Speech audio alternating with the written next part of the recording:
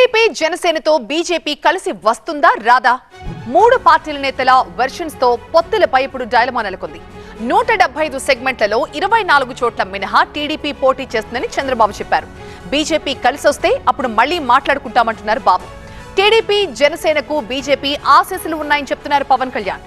జాతీయ నాయకత్వమే తేల్చాలంటోంది BJP. So 175 సీట్ల target గా ప్రచారం చేసుకుంటామంటున్నారు జీవీఎల్. టీడీపీ జనసేనతో బీజేపీని కలపడానికి చాలా కష్టపడ్డారని మొన్న పవన్ అన్నారు. అంటే పొత్తు దాదాపుగా ఖరారైందని అంతా అనుకున్నారు. కానీ ఇవాళ ముగ్గురు నేతల వేరు మాటలు చూస్తుంటే పొత్తులపై ఇంకా డైలమా అలాగే ఉన్నట్టుగా కనిపిస్తోంది. మూడు పార్టీల నేతల్లో ఎవరేమన్నారు ఇప్పుడు చూద్దాం. ఇద్దరం కలిసి చాలా సార్లు మాట్లాడుకున్నాం, పార్టీ నాయకులు కూడా మాట్లాడుకున్నాం. అన్ని మాట్లాడిన తర్వాత 175 సీట్లలో 24 సీట్లు జనసేన పోటీ చేస్తుంది. 3 పార్లమెంటు జనసేన పోటీ చేస్తారు. మిగిలిన సీట్లలో తెలుగుదేశం పార్టీ ఇప్పుడు ఉంది.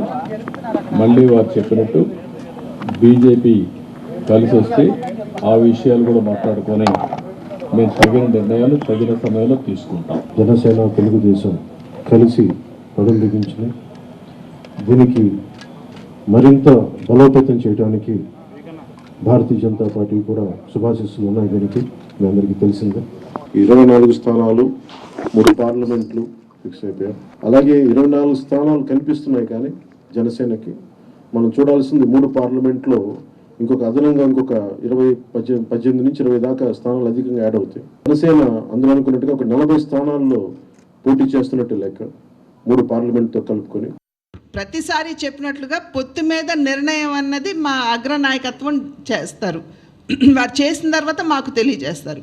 అప్పటి వరకు కూడా మేము క్షేత్రస్థాయిలో పార్టీని బలోపేతం చేసుకోవటం మీద దృష్టి కేంద్రీకరించి ప్రతి బూత్లో మా కమిటీలు ఉన్నాయా లేదా, మా మండల కమిటీలు బలంగా ఉన్నాయా లేదా, ఇటువంటి అంశాల మీద దృష్టి పెడుతూ మేము ఎలక్షన్స్లో ఏ విధంగా ముందుకు వెళ్ళాలి అనేటువంటి ఆలోచనతో మేము పనిచేస్తున్నాం.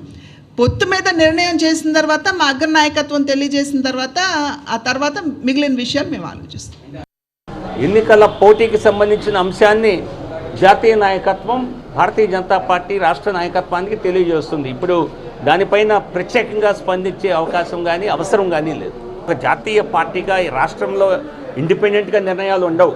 జాతీయ పార్టీ వారు ఇచ్చేటువంటి గైడ్ లైన్స్ ప్రకారం భారతీయ జనతా పార్టీ రాష్ట్రం పనిచేస్తుంది, రాష్ట్ర శాఖ.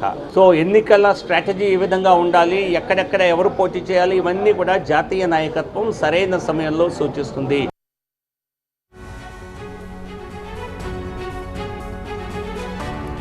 సో టీడీపీ జనసేనతో బీజేపీ కలిసి వస్తుందా రాదా అన్న డైలమా అయితే ఇంకా కొనసాగుతోంది. 3 పార్టీల నేతల వెర్షన్స్ తో పొత్తులపై ఈ కన్ఫ్యూజన్ కొనసాగుతోంది. 175 సెగ్మెంట్లలో 24 చోట్ల మినహా టీడీపీ పోటీ చేస్తుందని చంద్రబాబు ఇప్పటికే ప్రకటించారు. బీజేపీ కలిసి వస్తే అప్పుడు మళ్లీ మాట్లాడుకుంటామని బాబు అన్నారు.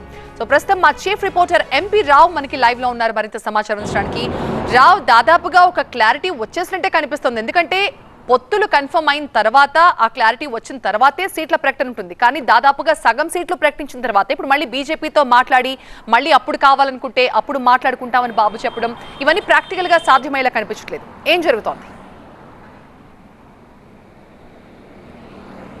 అంటే యాక్చువల్గా ఈరోజు మార్నింగ్ సీట్స్ ప్రకటించేటటువంటి సమయంలో అయితే చంద్రబాబు పవన్ కళ్యాణ్ అయితే బీజేపీతో కలిసి ముందుకెళ్తూ ఉండడం వల్ల జనసేనకు కొద్దిగా తక్కువ సీట్లు వచ్చాయని చెప్పేసి పవన్ కళ్యాణ్ బీజేపీతో తమకు సయ్యదు కుదిరింది, పొత్తు కుదిరింది అన్నట్టుగానే చెప్పుకొచ్చారు. అయితే చంద్రబాబు మాత్రము బీజేపీ కలిసి వస్తే ఆ తర్వాత మళ్ళీ మాట్లాడుకుని సీట్ల విషయంలో నిర్ణయం తీసుకుంటాము అని చెప్పారు. అంటే పొత్తు విషయంలో ఇంకెలాంటి స్పష్టత రాలేదు అని చెప్పి చంద్రబాబు చెప్పుకొచ్చారు. అయితే పురంధేశ్వర్ మాత్రం పొత్తుల మీద ఇంకెలాంటి నిర్ణయం తీసుకోలేదు. జాతీయ నాయకత్వం తీసుకునేటటువంటి నిర్ణయం మీద ఆధారపడి మేము ముందుకు వెళ్తాము. జాతీయ నాయకత్వం నుంచి కనుక మాకు పొత్తుల విషయంలో స్పష్టత ఇస్తే దాన్ని బట్టి మేము నిర్ణయం తీసుకుంటాము అన్నారు. అంతేకాకుండా ఈరోజు 175 సీట్లలో పోటీలకు సంబంధించి కూడా ఈరోజు ప్రత్యేకంగా బీజేపీ సమావేశం కూడా జరిగింది. సో వేరు రకాల ప్రకటనలు చేస్తూ ఉండడంతో అసలు టీడీపీ జనసేన బీజేపీ కలిసి ముందుకు వెళ్తాయా లేదా అనే డైలమా అయితే ఇంకా కార్యకర్తల్లో ఇంకా డైలమా అయితే కొనసాగుతున్నటువంటి పరిస్థితి. అయితే చంద్రబాబు పవన్ కళ్యాణ్ సీట్లు ప్రకటించిన తర్వాత టీడీపీ ఎమ్మెల్యే అనగాని సత్యప్రసాద్ మీడియాతో మాట్లాడుతూ కూడా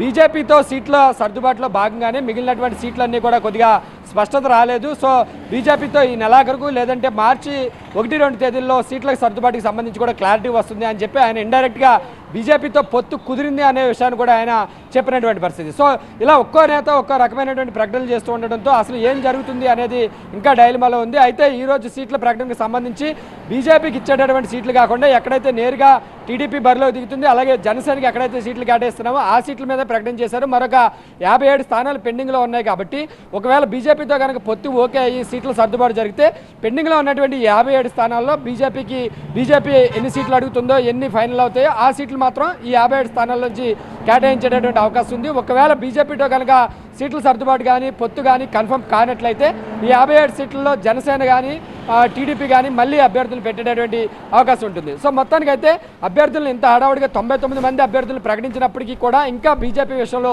స్పష్టత రాలేదన్నట్లుగానే తెలుస్తుంది. ఒక్కొక్కరు ఒక్కో రకమైనటువంటి ప్రకటనలు చేస్తూ ఉండడంతో ఈ కన్ఫ్యూజన్ అనేది ఇంకా కొనసాగుతుంది. అయితే తాడేపల్లిగూడెంలో బహిరంగ సభ ఉన్నందునే ఈరోజు 99 సీట్ల ప్రకటన కూడా చేసినట్లుగా తెలుస్తుంది.